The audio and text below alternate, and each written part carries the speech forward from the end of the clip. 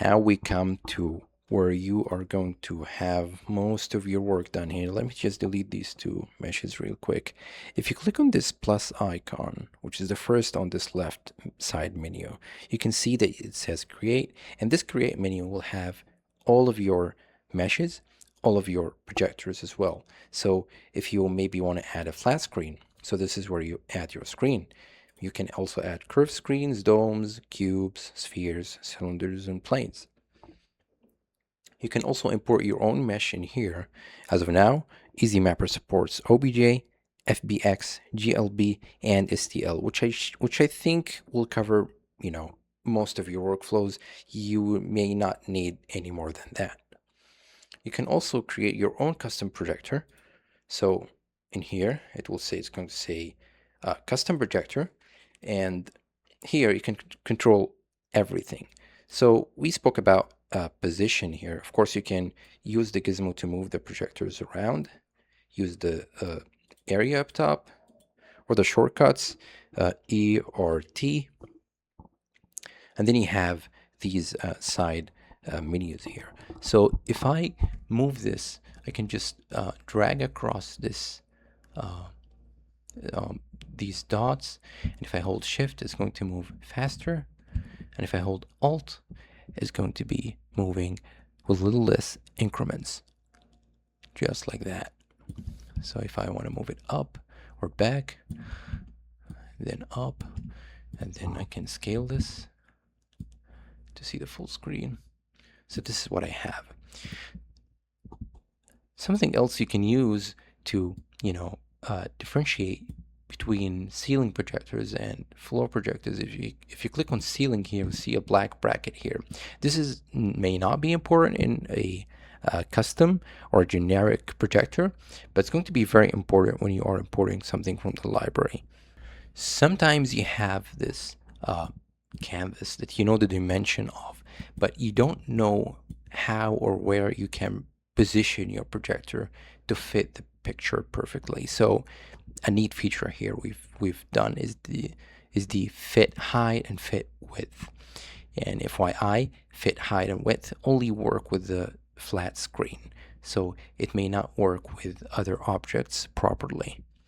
But this can work at an angle too. So if I move here, rotate this a little bit, and then move it a little bit to the side, and then move my projector to fairly match this, and then click on fit height, it's going to fit the height. Fit width is going to fit the width. You'll see a little bit, of loss here and there, which is the, if you fit the height, you'll have a full image. If you fit the width, you'll have a higher pixel image, but you'll have these black areas at the top and the bottom. You can also import your own images test pattern, or you can just change the test pattern you already have here. I personally like blue, but this may not work in a work condition.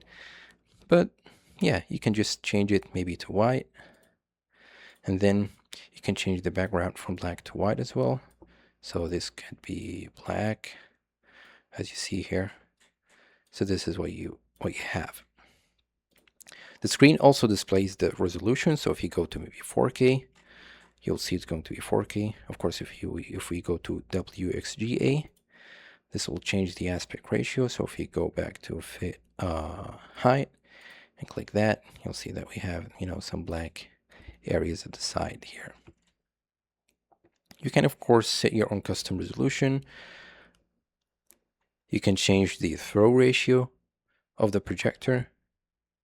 You will notice how the brightness of this projector is decreasing and increasing based on the throw ratio. I'll come to that in a second.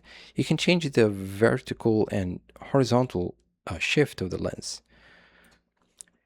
You may also enable blend. So if you have like more than one projector that you wish to blend together, which I believe is going to be most of the cases, then you have the blend. You can blend from the top, from the right, from the bottom, from the left, or you can of course turn them all together. So if it's like 15, then 15, you can see here how the 15 from the top and bottom will be less because we have less of a resolution, because this is 4 meters and this is 6. Of course, this is like the 1200 and this is 1920.